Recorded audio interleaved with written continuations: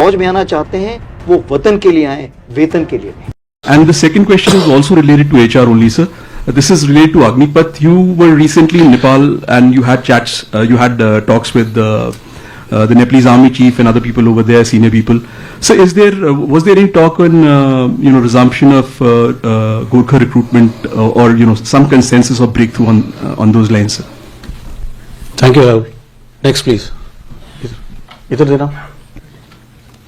Rajiv Ranjan, NDTV से। मेरा सवाल ये कि अभी हाल ही में सर आपने कहा कि जो फौज में आना चाहते हैं वो वेतन के लिए नहीं वतन के लिए आए। सेना पहले से ही अपने लोगों को काफी अच्छा ख्याल रखते है, सुख सुविधा की बात करें, इवन रिटायरमेंट के बाद भी। तो सर ये चीज कहने की जरूरत आखिर क्यों पड़ी, इसके पीछे क्या सोच है sir?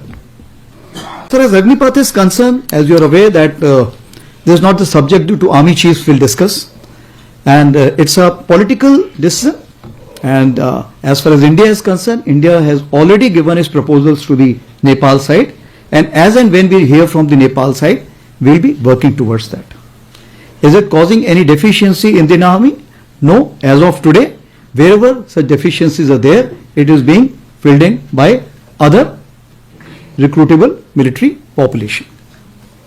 Coming on to Rajiv, आपने पूछा है वतन और वेतन क्यों। सबसे बड़ी चीज ये है कि हमें यह समझना चाहिए कि भारतीय सेना किन मुद्दों पे बनी है, किन सिद्धांतों पे बनी है।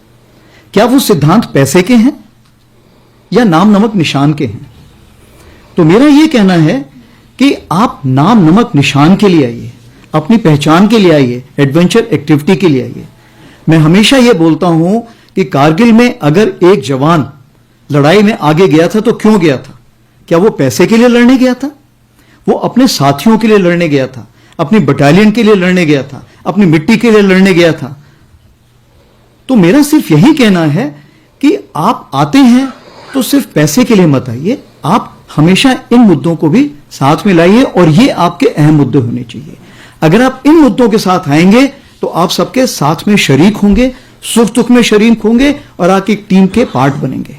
अगर आप वेतन के लिए आएंगे तो आप अपने आप टीम के पार्ट नहीं बनेंगे और हमें आपको अपने सिस्टम से अलग करना पड़ेगा। तीसरी बात मैडम मैथ्यू ने पूछी है जोरावर लाइट टैंक के बारे में।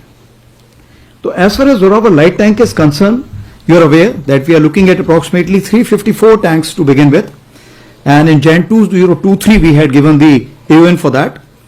An expression of interest was given in April 23, and it was amounted to approximately more than 70,000 crores, 17,000 crores. So as of now, we are looking at 295 as part of Make 1 and 59 as part of the DRDO initiative.